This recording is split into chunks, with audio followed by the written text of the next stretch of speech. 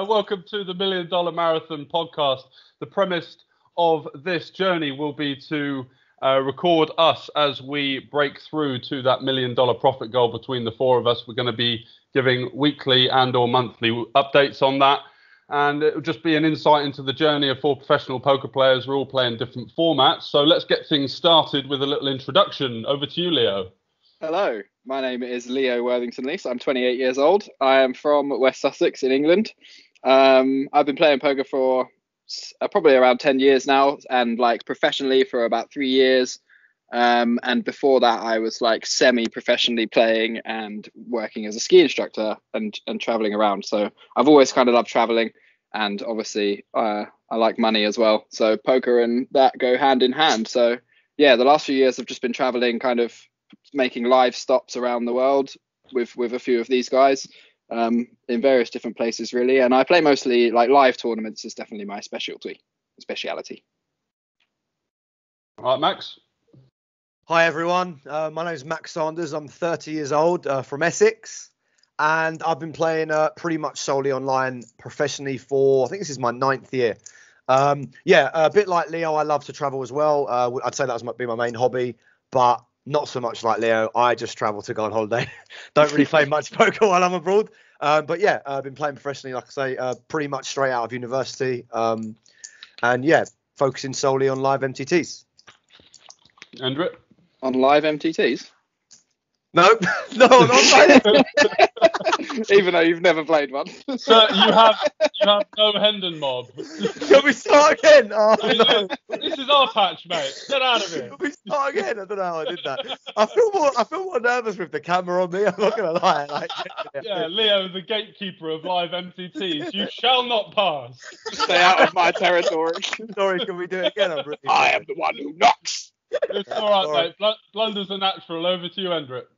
No, but bro, it's literally not true. So Yeah, it doesn't matter. We all get the picture. but they don't. What he meant to say was online, not live. Yeah, he meant online, but got it wrong. There you go. Hello, my name is Sanders and Endrit Geci. I've been a professional for I think 4 to 5 years. I'm literally losing track of years now. I think that's what happens when you become a professional poker player. And mainly play MTTs, but recently I've been transitioning to live, to cash, because I want. You did the same thing. Yeah, I almost said live for the freedom aspect of it. Same thing. As Leo, though, like Leo, I do like traveling and playing poker. The main countries I visit are literally to play poker, it's not to go as a holiday. Yeah. Right, my name's George. I'm 27. I've been a poker pro for about 2 years, mostly focusing on pot limit Omaha tournaments, online and live cash games, sort of bit of a hybrid player, jack of all trades, but looking to take it a lot more seriously, start studying, use some solvers and get to grips with it this year. I've got a sports betting background, so that's another one of my hobbies. And I'm also into sports as well, football and golf. So, guys, we came together, I think, about 6 months ago, and the four of us you're seeing on screen for you watchers are part of a group that we've basically called the 5 a.m. Club at the moment, but I think the only person sticking to that is you, Max. So, do you want to... I'm more of the 11 a.m. Club. I think Endrit's the 2 p.m. Club, and... Leo, 10:30 club? I'm like mid-morning kind of guy. Yeah, mid-morning. But usually my dog wakes me up at about 8:30 though. I would say though, the thing is, like, just for listeners who don't understand what the 5 a.m. Club is, first of all, it's a concept developed by Robin Sharma, who wrote a book called The 5 a.m. Club, and the idea is that, you know, with a strong morning routine and the catchphrase or the kind of mantra of owning your morning will elevate your life. So literally own your morning, elevate your life. The ideology is you get up at 5 a.m., run this hour morning routine involving, you know, exercise, meditation, journaling, and then personal growth. The idea is that you wake up at 5 because it's before everybody else is awake and you have time for yourself and for personal growth. And I do, you know, as you say, George, I'm up between 5 and 6 pretty much every day. But I believe that, you know, the principle can be applied to any time of the day based upon what your personal sleep pattern is. So although we laughed and you said none of us are really sticking to it, I believe, all of us, and I'm sure you all nod in agreement with this, all of us do keep a pretty stern morning routine, right? As a general start to a day, especially when we're working. Yeah, and I think something that's kind of the me, Endrit, and Dan, who's not on the call, are doing actively, and just making sure that we are nailing in like only a small amount of principles that can follow or allow high performance to be an outcome from just getting simple things done as soon as you get up and as soon as you move into the day. It's unreal how much sort of freedom you feel and how like loose and ready you are to tackle the grind or whatever you're going to be up to that day. Just so much less wasted time. Yeah. Exactly. Yeah, I've been applying the principle since early November, I think since the 1st of November. So what is it, mid-January? So 2.5 months, and I've already seen a huge difference in my level of productivity, a huge difference in my fitness increasing, a huge difference in just general mindset progress. Like I feel like just generally, whatever time of day it is that you wake up, just setting your morning in order leads to a much more productive day for sure. So what is your routine in the morning, Max? Yeah. So alarm goes off between 5 and 6, somewhere around 5:30 usually, and I'll be up out of bed and pretty much straight away within 5 minutes, and then I'll either go for a walk or a run depending on the day. So I've been developing my fitness for the last few months, as I said. I'm not fit enough to run every day for a long period, but I'm running between 3 and 10k, like usually 3-5, a 3, a 5, a 7 or a 10. I'm running every other day pretty much. And the day I'm not running, I go for a walk, listen to a mindset podcast or something. So I spend the first between 10 minutes and half an hour, 45 minutes of the day, either walking or running. I get home and I open up my journal, just write about how I'm feeling, how the morning went, what I did in terms of run or walk. I'll jot down general thoughts, how I'm going to set up my day. And then I always write down between sort of 2 and 5 goals. I mean, these could be really basic. It could just be read later or start a new book, or it could be, do 30 push-ups. It could be anything. Like it could be fitness based, just anything in general. It could be really simple. It could be, just spend time with my girlfriend. But I always have a few goals. And then I write down what I'm grateful for. And then this is a bit corny, but then I write down the mantra from the 5 a.m. Club: own your morning, elevate your life, in block capitals every day. Nice. And then after that, I've been learning Spanish for the last few months. So I pull out my phone and I will do between 10 and 20 minutes of Spanish on the Duolingo app whilst making notes. And from then, about an hour and a half of my day's gone. So I'm ready, You do all that in an hour? Sounded like it takes the full day. I'm not even out of bed yet. That's my 2020 recap. Hour and a half done in one day. And then I'm ready to have breakfast and get my day going. Max. So when you first started the morning routine, you kept like crashing between like 3 and 5 p.m. Yes, yeah, it was so tough. How's it going now? Are you still struggling with that, or is it much easier to be honest with you, boys? This will probably come as no surprise. I know that Leo's a swimmer, and I know the other two of you do a bit of running yourself as well as other fitness work. On the days I run, no. On the days I run, I'm great. I feel pretty much good all day up until it's bedtime. Like I feel really full of energy, positive. On the days I walk, although I still get myself out of the house, like I say, I'm not fit enough to work out every day, so I'm not sweating, which obviously releases the dopamine, which is why you want to do it first thing in the morning, right? It clears your brain and gets you ready to go. On the days I walk, I am more likely to crash. I wouldn't say I crash every time I don't run, but it's the days when I don't run, don't fully properly exercise, that I struggle a little bit more, I would say. I used to think that I used to think the same as like, oh, I'm not fit enough to do this every day, especially when I was swimming. And then I went through a period of just going, oh, fuck it, I'm just going to go every day anyway. Even if I feel like I'm tired, I'll just do a shorter swim, or I'll just do I'll go really hard one day and then the next day I'll just do like 1K and it will take me half an hour.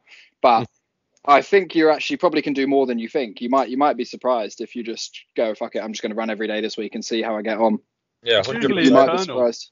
Yeah, I do think it's mostly mental. Yeah. I do agree. But the way that because I've come from, heavy smoker, and not doing much exercise. It's a very good point. I agree. It's definitely mind over matter. I mean, I ran my first 10K the other day, and 2 months ago, I'd have laughed at you if you'd have told me I could do that. You know, I thought 5 was a pretty big target for me to get to. And, you know, since then I've surpassed that. So I agree. But at the same time, I've been trying to listen to my body and overprotect it, because I've been told by a couple of runners, if you overpush yourself, that's where injuries come from. And at the moment, getting injured will be a disaster. So I agree. And I will start running more than once every 2 days eventually. What we wanted to talk about as part of the podcast was how we all adjusted to Corona. So obviously with fitness and things like that, all of the work off the table is a little bit affected. Obviously you can still get out there and hit the pavement or do whatever you can, some resistance bands, some press ups. But how did you guys adjust to the pandemic? Because I know that for me and Leo, we were sort of traveling around a bit. It kind of halted the live aspect, which is probably where both of our highest hourlies are. So moving the question towards Max and Endrit, I mean, it must have been an absolute goldmine for you two, right?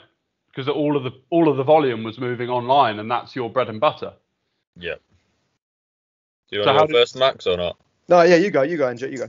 Yeah, well, like you said, Gio, like all the players that usually don't play online because they think it's rigged, and like they are literally the easiest players to play against. So all of them had no choice now because all the casinos were shut. All of them had literally, if they wanted to play poker, they had to go online. Which, as you know, like the times were absolutely crazy. Like there's like 4 times the volume of usual. Yeah. Which is just incredible. Like it's amazing how many people think it's rigged, but will still play, isn't it? Yeah. I mean, they've got nothing else to do. Yeah. They just can't I might resist. as well just go and chuck some money down that. Yeah. Literally. Yeah. So I guess if anything, it was just put more hours in. But I think with the COVID as well, it also made me go out for walks more often. You know, because you only got that 1 hour a day.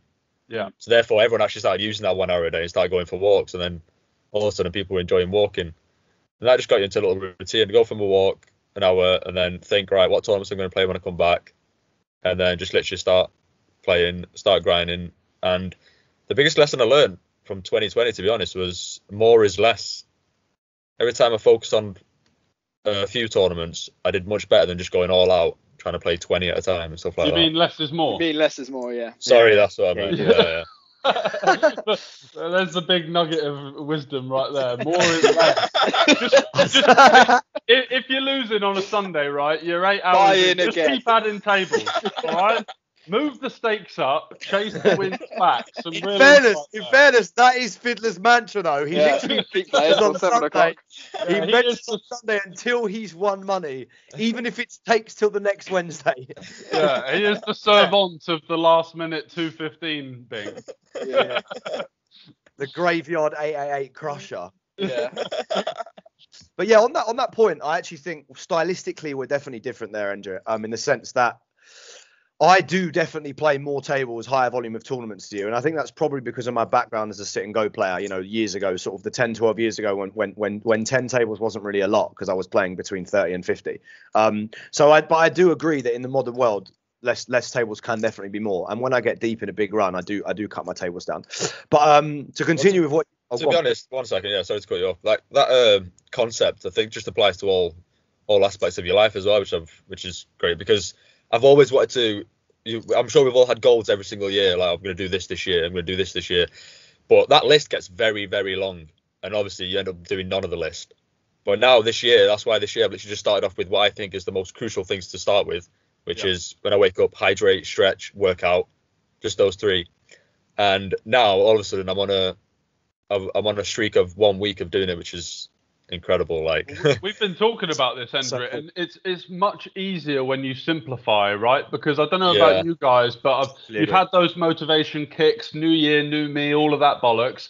But then you look at this long list of to do things I want to achieve, or no time frame, no plan, no urgency. Whereas if you just create 3 simple things that take 20 minutes, you're like, well, I'd be a mug if I don't do that because I'm gonna reap the benefits straight away. Yeah, and it's not even like necessarily doing those things that is what helps you to achieve. It's learning to do things. It's like the process of starting to actually embark on tasks, no matter what the task is. It's not the stretching that's making you better or the working out that's making you better. It's the motivation to do that thing in the first place. And you can learn that motivation, definitely. So there's a concept again from I think it was actually Endrit and I were discussing it the other day, actually, whilst one of us was winding our session down. And it's a concept that I believe Robin Sharma again expresses in the book. And it's the idea that, you know, and there's another guy, Endrit will say his name in a second once he jogs my memory. There's the guy who wrote the Billionaire Mindset Method, basically. James Clear. James Clear, that's his name, yeah. He's very concise and clear. That's why I should have remembered it. And this guy, basically, along with Robin Sharma, have got a similar ideology, which basically is essentially Rome wasn't built in a day. You can't make huge changes now, but, and this is the concept we were discussing, wasn't it, Endrit? If you add 1% to something over a year, every day you add 1%. Well, now you have 365% more. And if you apply that to something as simple as running, like with me personally, if you said to me, right, you're running 10K at the moment, Max, by the end of the year, you'll be able to run a marathon. That's 300. That's about 3.5 times the distance. And it seems ridiculous. However, adding 1% to a 10K every day, which would be 100 meters, doesn't seem that difficult. So if you look at every goal like that, so if for example, I don't know, areas and your weaknesses. So for example, I know within poker, it's very common for people to have their vices. Mine over the years has been alcohol. I know that Leo, Endrit, you guys are smoking, you know, maybe a bit too much weed, and then Max, you were sort of a heavy smoker. So for me, kicking that alcohol and like improving within this 1% rule has really helped me to, you know, go from day to day thinking, well, I'm making progress here. My mind feels sharp. And what we're now day 16, and okay, the first couple of weeks couldn't sleep, was getting really bad cravings. Just oh yeah, I'm a fun guy. You know, I just come hand in hand with a beer. You know, and now I'm sort of you just regain that clarity and also more importantly the control over yourself as well. Not to succumb to that. Yeah, I think having like also like just as a side note, just given up smoking. So it's my 14th day today. It's kind of the same thing. If you look on, I'm using an app, right? It's the smoke free app, and it tells me exactly how many minutes, hours, days, etc. I've stopped smoking. And then the app also tells you what what you improve on. So sort of, I think it's a few days in, you know, your breath's completely back to normal. Maybe it was 4 days in, and then it's X amount of days in, your cravings are going to disappear because the nicotine leaves your system. And then, you know, it's in 10 years, I think it is, which seems a bit daunting, but it's in 10 years if I don't smoke anymore. Now my risk is halved or something of having a heart attack or whatever. 10 years, lung cancer.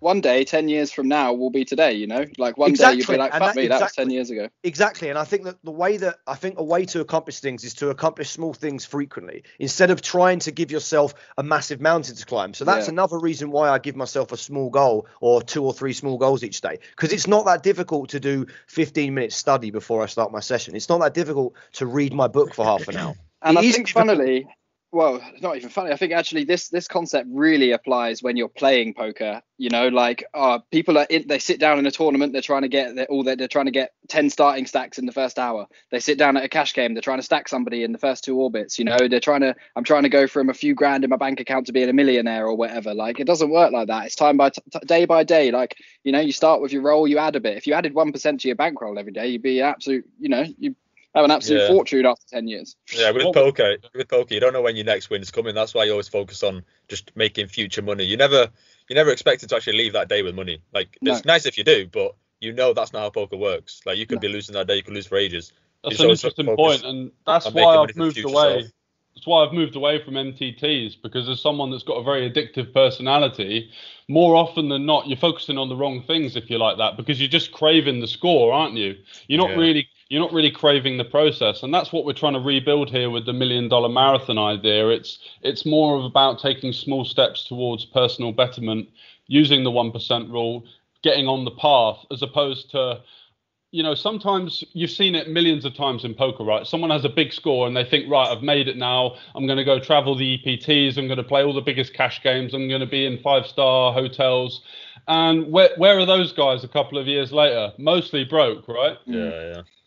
It's definitely slow and steady wins the race kind of profession, in my opinion. Eventually, if you work hard enough, the cream rises, but the cream doesn't need to rise quickly. It's you have to play the long game. Like like you literally say, Endrit, day by day, week by week, month by month, you play the long game, because often, sadly, we're at the mercy of variance. But even in terms of the progression of your career as a poker player, like as a professional poker player, if I look back year by year, the stakes I was playing 3 years ago, but especially 6 years ago, and then definitely 9 years ago, Max 9 years ago would have been amazed by the stakes I play nowadays, pretty comfortably and relaxed. But at the same time, he wouldn't have been ready to play them. It's the progression of me as a player in terms of skill level, and in terms of, I think, of just understanding of things outside of the game, preparation for session, etc. Like, there's lots of things that go into it. And as you say, George, I think a lot of players, especially if they win a lot of money early in their career, definitely try and run before they can walk. And it's a massive mistake. I think appreciate that ability to appreciate where you are now is very valuable. A lot of people are kind of like always wanting more, you know, like,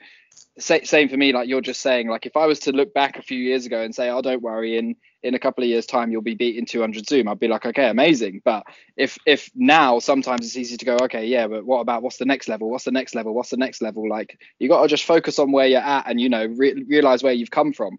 I've recently started staking a guy who's obviously just playing kind of low stakes cash, 10 NL 25 NL kind of stuff, and that put it a bit into perspective for me, you know, like seeing how far he's got to go to get to where we are now, and like realizing that I've done that whole journey myself, and it has been like a very long journey already to this point. Sometimes I think you kind of forget where you've come from.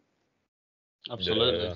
And I'm sure he'll be saying loads of things that you're like, oh, I used to think that back in the day. Definitely, yeah. I see it all the time, honestly. I'm like, and I used to play like that as well, you know. Yeah. It's easy to pass it on to somebody though, isn't it? When you've been there and done it all yourself, you'd be like, these are all the mistakes that I've made, and here's what not to do. I mean, I'd love to be in his position when I was his age. He's only young, but I'd love somebody who I consider to be a good player to come along and grab me and go, here, I'm going to show you the way. 100%. Yeah. That's, to be honest, boys, that's one of the reasons why I coach. As well as the fact it's nice in our profession to earn some guaranteed income. I believe I offer pretty good value in terms of what I charge, and part of the reason I do that, you know, the three guys that I have had more long term have all been in their early 20s at the start of their poker careers, and I feel like, you know, it makes me sound like a bit of an old bastard, but I can say to them things, you know, that I didn't know when I was 21, mistakes that I absolutely made. You know, playing too much, folks trying to play too high stakes. These are all problems I've had with these young guys. You know, bankroll management, not understanding variance, all these things that, you know, a lot of people listening perhaps that are aspiring to be professional poker players or that have been semi-professional poker players for a long time, perhaps struggle with themselves. But lots of these things are, you know, these guys are very good players. The guys that I'm coaching, all four guys that I'm coaching at the moment, they're very good players, but three of them are 21, 22 years old. And yeah, there's a lot of mistakes to be made. Like you say, Leo, I would have enjoyed having someone that knew how it all worked, kind of take me under their wing and say, look, listen, it's not all about your skill at the table. Because I often spend a lot of the coaching session not even always talking about specifically strategy. Like just it's not all about that. I believe, honestly, it's perhaps half of the battle is being good enough at the game. Honestly, I think controlling everything else in your life and everything else when you sit down at the table, it's honestly perhaps as important, if not more important, than how good you actually are at the game. The amount of guys that are good enough but don't make it is crazy. Yeah. Crazy. Let's go on, Endrit. I was gonna say, it only gets more important the higher stakes you get as well. The higher up you go, that the things the edges are thinner in theory. Things you do off the table literally become more and more important. If you sit down at let's say you sit down at a 6-max cash table and you're the worst player there, but you're 75% as good as everybody else, and the other 5 players are all 100% and you're 75%. But if you sit down and you perform at your peak 80% of the time, but they only perform at their peak 50% of the time, then you're going to at least break even in that game, if not make money in the long run. That's a very interesting. It's not about your highest point of ability. It's about that mean level of your ability. Average performance. Yeah. This is something, funnily enough, literally yesterday. This is something I was discussing with one of my students. He said to me he was kind of worried about. Performance. And he said he took a couple of days off because he was worried he wasn't going to play his best. And I said, as much as, and this is one of those youngsters, and I said, look, as much as it's really good and it's strong, and I've said this to a couple of people, it's strong to not play when you don't feel good. I don't think it's weak. It's not lazy or weak. It's a skill, because if you sit down there and you lose money because you're not in the right headspace, it's not like another job. You've now made yourself have to earn double tomorrow to get the money back, right? And you're going to be in a worse mindset going forwards. You're adding negativity to the fire instead of stopping and going, right, I'm going to reset, get back to zero, get back to where I feel like I'm going to go on an upswing.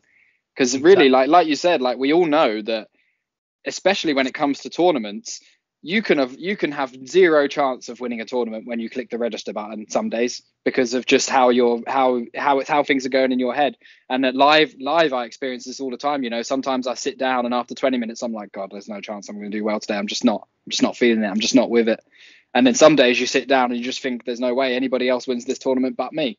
Yeah, I mean that's the thing. So you said that to me, and what to the point that was made earlier. What I was going to say was, I said, look, it's not necessarily about always 100% of the time playing your A game. One of the biggest skill sets we need to have is making sure our B+, B and B- games are still making very good money. Perhaps our C game is still really, really, really good. If our C game is as good as the majority of the other professionals' B or A game, then by the time we play our A game, if we play that, let's say 75% of the time, like you said, Leo, great. But the other 25% of the time, we're still playing at a really high profitable level. That's kind of where you want to be, because I don't believe that with high volume players, I don't believe that it's possible to always play 100% of the time your very, very, very best. I think believing that is probably just setting yourself up to fail. I would say that what's more important is making sure you work hard enough, as I said, to make sure that when your level drops a bit, that level still yields you a very good income.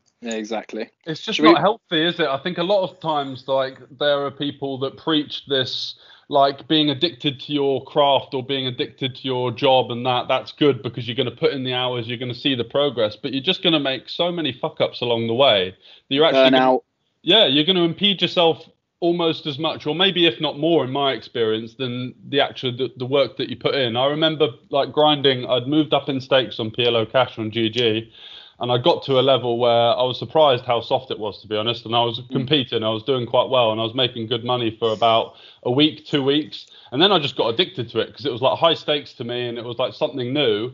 And all of the work that I'd put in were basically gone within 3 days of just playing 3 12-hour sessions. And then you start to realise it is, like we were trying to preach here, a marathon and not a sprint.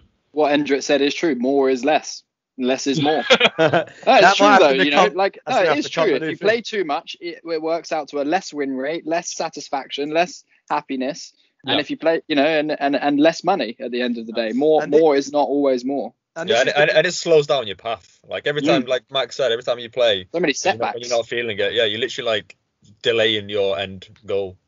Yeah, exactly. I agree. And I think, by the way, I think to go on to something that we actually should have probably discussed slightly earlier is, I believe this is where the group, and by the group I mean the WhatsApp group that we're all part of, which has about 4 or 5 other people in, which, by the way, will be mostly getting featured on this podcast at some point.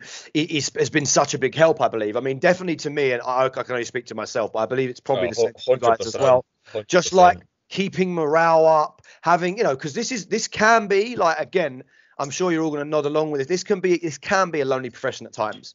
So to have kind of a support network, you know, like you have, I'm sure, I don't know, because none of us have done it. I mean, George did, I guess, a few years ago, but the rest of us haven't. You know, like, I'm sure when you have a close relationship with people in your office, you know, if you work in an office, I'm sure that, you know, when you're having a shit day, you do go and have a laugh on lunch, or you do go and pick each other up and have a bit of banter around the office, you know, chuck stuff at each other, blah, blah, blah. We obviously don't have that, especially when you're playing online, because you're on your own in your office, in your house, you know, obviously working from home.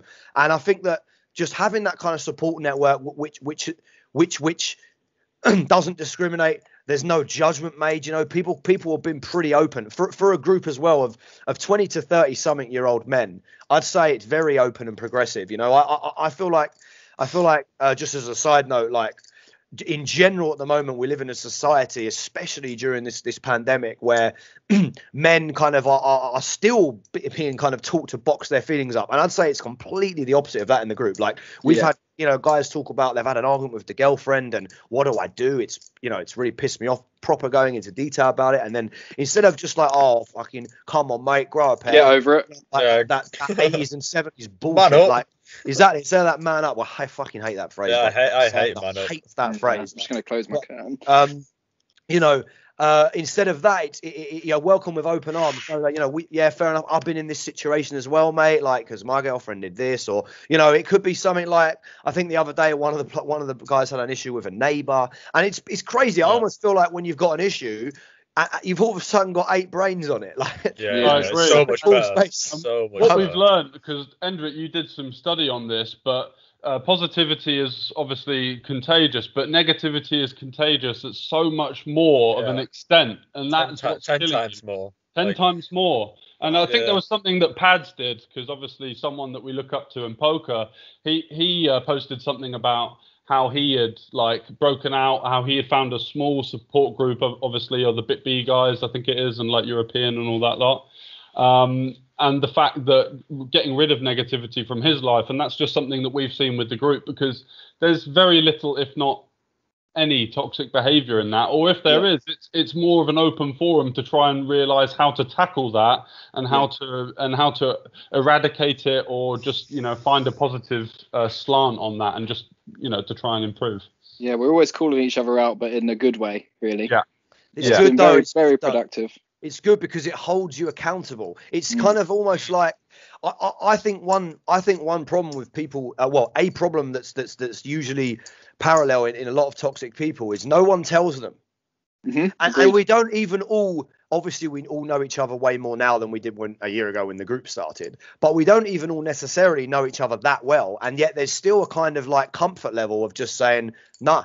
Or this is how we solve that problem. And it's I think it's because we all know we all come from a good place, though. That's why, not many people have actually got friendship groups where they're like, oh, he's actually got my best intentions at heart. Agreed. Yeah. And I feel also like there's goes back to, I guess, what I was discussing earlier. It goes back, there's a strength in being comfortable with accepting criticism about something. And I think that it's a safe space, like I said, where you may not necessarily even like what someone says, but you'll take it on board instead of, often again, this tends to be parallel with men. Egotistical. Yeah, that you can't take criticism, you get aggressive, defensive, that tends to be a parallel specifically with men. And for an all-male group of people of the age that we are, I do think it's very, very productive and positive. Should we talk about some of the other questions we had? So for do you want to recap your 2020s, George? Yeah. Do you want to go? So obviously I was planning to travel throughout. Ended up, we had a grindhouse early on in March. Can't really remember what happened January to March. I think I was just grinding. Yeah, it's just a bit of a blur.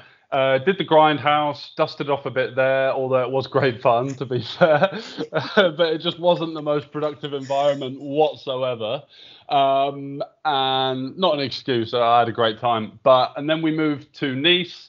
Was grinding some sports betting, did really well in Nice, and then we came to Slovakia, and since I came to Slovakia, I've done pretty well in live cash games, PLO 2-2 up to 25-25 I took a shot at, which was great because I'd never played stakes like that before, so it was all part of that learning experience.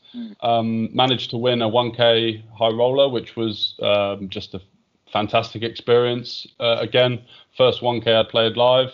Shout to you boys ravaging in Slovakia, by the way. Yeah. Shout.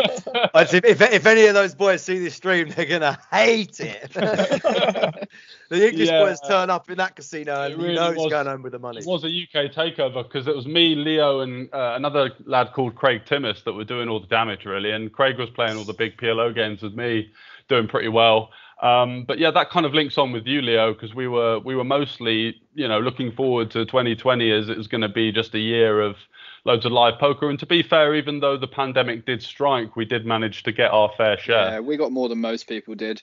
Yeah. It was definitely a slightly disappointing year for me for the most part. I'd just come off my best year ever playing live. I'd had a lot of good results playing live tournaments, and then I was ready to go. I'd just taken a load of time off to kind of fuck around as well over that Christmas. Went to Bali for a month before last November with a group of mates, 10 of us. Rented this mad villa, and again, kind of similar to the Cotswolds, it was a good time, but wasn't exactly super productive.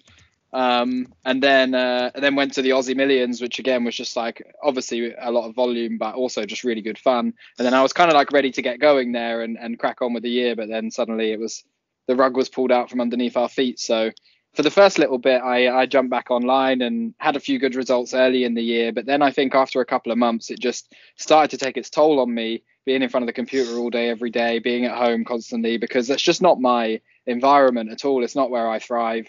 I'm much more of a like sit down at the table, see who I'm playing against. You know, I really rely on kind of intuition and like reading people, and that kind of thing is definitely my skill set. So yeah, I struggled for a while, and I definitely struggled with my mindset the most ever this year. I went through long patches several times of just feeling really negative about life in general, and like having this group around. I think without that, if I was doing that on my own, I would have just quit poker this year and probably gone and got a job somewhere. But instead, I managed to kind of turn it around from the low point. We found some live poker, obviously, in Bratislava. I think France was, when we went to Nice, that was really helpful for me as well. It was just a nice getaway. And then, yeah, we're allowed to focus on the poker a bit more. Found that live poker in Slovakia, managed to get some really good results over there.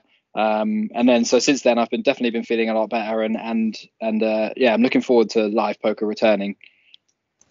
Yeah, the question is when, or question is ever. when. Yeah. Yeah, I mean, if it takes too long, I'm just gonna fly to America. Let's be real. So Yeah, I wouldn't blame you for that. Endrit, 2020?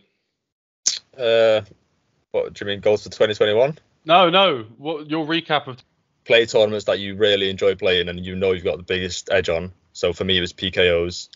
Mm-hmm. And then it was also not as much trying to battle with the best as I used to always do, but instead of just literally chasing the small wins. So I used to, when I played poker, my aim was always to like get the biggest score, get all the massive scores.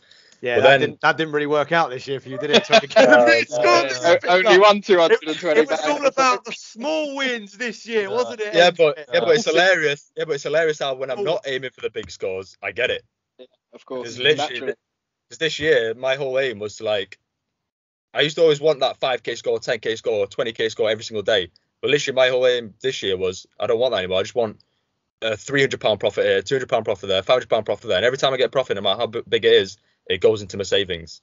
And literally that gave me a sense of like I had a goal to aim for every single morning, because what had happened before that is I'd wake up and I just wouldn't want to get out of bed. I'd literally spend like the next hour to 3 hours literally chilling in bed because I had no clear view of what to achieve or what I wanted to do. My whole aim was just get loads of money in poker, but I had no plan to how to achieve that. Yeah, and most people's aim is just I want to win loads. Yeah. And as soon as I found a way to actually to win that, to achieve that goal, all of a sudden, like you guys said, I've literally had the best year of my life. Like, and it's not even been close. Like, it's not even been close. Even taking away that massive score, because before that huge score, I'd still beat my personal best for outright win, and then I beat it, and then beat it again 3 more times. Mm-hmm. Amazing. I literally couldn't believe. Like, and that was just because of those small changes. Yeah, immense. Max, I mean, I like Endrit. Aside from his big boy score, shouts to the WSOP online this year for my boy. But I like Endrit pretty much described. That's typically my goal. Get it quietly, get it in small amounts but regularly. You know, I a lot of MTTers have way more losing months than winning months, but I think I had 2 or maybe 3 losing months in 2020, and blew away my best year ever by about 70%. Like, did really well at the tables. Lovely. And yeah, I just lots of playing the early schedule, which as you guys know is most of what I do, but also, as everyone knows, there was pretty much a series every other month this year. So at different periods in the year, I was hitting those series hard. Like, there was a lot of money flying about, like we spoke about before, with obviously every Tom, Dick and Harry and his mate and cousin, uncle and grandpa all flicking in an online tournament. At one point, my dad and his friends, the Thursday Club, they've had going a live home game they've had around one of the boys' houses. They've alternated it pretty much since I was born. At one point, we had 25 people having that, which I even joined a couple of times for a laugh, little 10 sit and goes. You know, and that kind of goes to show you 25 people in a tournament, like, of just one friendship group. Like, it kind of shows you everybody was flicking in, pressing register on PokerStars. Yeah. So it was a great year. I mean, obviously that kind of fell off a little bit after, because I think everybody had their 50 quid go and realized there's a reason why I don't play poker all the time. But yeah, it was definitely a different year. But But what I think it's taught me is what I used to do was just grind really hard for, say, a month and then go on holiday and rinse and repeat. And that's been taken away from me. And although it's been hard at times without that release, I think it has shown me that I can work harder. Like I did work harder this year. I played more. I worked harder. And I'm taking that into 2021. The idea, you can work. I would typically work 3 or 4 days a week. It's like you can work 4 or 5 days a week, like everybody else does. Of course, you need your recovery, but I think if anything, I spent not enough time playing and a lot of time relaxing. And I feel like, along with like I say, this routine I've implemented, I'm leading more of a productive life in all areas, but certainly in poker. And to sum up, Max, you said that you'd beaten your best year by 70%, and that was on a much lower variance grind. So looking forward to 2021, are you going to get tempted by, I call it like the magpie and the jewels? Like, are you going to get tempted by that gold watch, or are you just going to stick to that morning routine and or chase the big score in the series? I mean, the thing is, my kind of ideology with regards to online tournaments has for a while been, for about 5 years, has been, we'll play the early morning schedule, which is softer with less tough regs during the week. And on the weekend, on Sunday, I'll have a go at some of the bigger stuff. And then during series, I'll change my sleep pattern and have a go at it. Mm-hmm. The thing is now is I've been so ingrained in this sleep pattern that I don't think I've been awake later than 7:30 in 2.5 months. Now, for any poker players listening, like that is a bit of an achievement. Like most days, it's between 5 and 6, maybe 5:30. But even on Saturdays, today is a Saturday, 7:10, I was awake with no alarm set. Like I'm worried about torching that, if I'm perfectly honest, by playing too many Sundays peak, by playing too many series. So I kind of want to see how much I can make just hitting the early schedule hard, grinding 5 days a week, doing a bit of coaching on the side, and sort of by the time Scoop rolls around in May, Scoop, for those that don't know, is the Spring Championship of Online Poker, one of the biggest series in the world, hosted by PokerStars every year. By the time Scoop rolls around, I feel like I'll make a decision then. But I mean, it's an old mantra: if it ain't broke, don't fix it, right? So just sticking with that sounds like that would be the most beneficial for you. Leo, what are your plans for 2021? I'm focusing on online cash at the moment. I'm doing a lot of study for that. I'm finding it quite like a therapeutic change and a really nice study process compared to tournaments. But really, I'm just kind of keeping my eyes and ears peeled for the live tournaments to open up and go back to that. Because this year, if anything, really just made me appreciate my skill at live poker and just my appreciation for playing live poker compared to online poker. Yeah. I don't think I'll ever take another £500 tournament as a Vic for granted ever again. Like, it's a great thing to have at your fingertips. Sometimes it's easy, when you're living in London. Yeah, when you've got them every weekend, you can whatever, another 25, another thing, another one here. You can get a bit bored of it, but now I think that's going to be gone for me now. I really developed a good process this year in Bratislava as well, playing those live tournaments over and over again, small fields, lots of volume, as much volume as possible. I really refined my process, both like before warming up, during the breaks in the tournament, just general, how am I going to sustain this 12-hour day? Am I going to be okay sitting down? Have I done my exercise enough? Have I studied enough? How are my reads? Just things that could get me in the zone. I feel like, although I wasn't able to play anywhere near as much as I'd like, I really was productive with my time at the tables playing and just developing my game overall in live tournaments. So I'm really just looking forward to those coming back. Awesome. Endrit? My 2021 will mainly be just trying to establish more the morning routine that I have been doing, and mainly working on myself more than my poker, to be honest. Okay. And like I said at the start, like every year I've always had all these aims of I want to do this year, I want to do this, I want to do that, and the list is usually like 20 tasks long or something. Yeah. And the reason we all fail is because we'd like to achieve those 20 things, but it doesn't mean we actually necessarily need those 20 things. So for instance, what I'd say to you is, when you're making new goals for the year, go for the things that are most true to you. Yeah. Go for the things that you want to achieve the most. So that's why for me, like, fair enough, in this year, I want to probably, I'm sure there's literally a list of 20 things that I want to do, want to achieve. But I also know the 3 biggest things I want to do is my morning routine, which is hydrate, stretch, and work out. And then implement reading as well. Those will lead to other things. Yeah, once you've done that, the world's your oyster. George, what about you, George? Absolutely. So, I mean, recapping last year, it did feel like I was still flickering about a bit, and I know you guys always having a laugh in the group chat because it's like, who are you, George? Are you an MTT player? Are you a PLO player? Are you playing live Hold'em cash? Are you playing a sports better? Yeah. Love it, the corners. George of all trades. Exactly, Yeah. and that's something that is part of who I am, but is something that isn't going to be the most optimal route for achieving, what I'd like to get on track with, which is elite performance and getting to mid to high stakes PLO. So it's just going to be focusing on study. I've got Vision recently, which is from Run It Once, which was a great addition. I've been using that most days. And it's just, getting on that path, focusing on one particular game format, which is just going to be PLO in general, mostly cash games, and going from there. Nice. Good stuff. Mm-hmm. I would definitely say trying to master one craft yourself to a level you're comfortable with. Perhaps then maybe you move on to something else. But I definitely think, in personal experience, when I've tried to mix in too much of anything else, I tend to play around with something else perhaps for a little while and then always end up back with my tournaments because it's just, you have one craft you're typically naturally better at and one that you're more passionate about, and it's really, really hard to split your energy in this game amongst more than one discipline, I would say. Yeah, I'm only really playing so much online this year because there was no other choice. If it was a regular year where everything in the world was normal, I'd just be 10% of the time I'd be online really, and it's one you're at a festival somewhere and you've busted the tournament and there's nothing else on. So specializing is definitely important, and you're obviously a very talented PLO player already, so I would definitely just keep pushing down that route.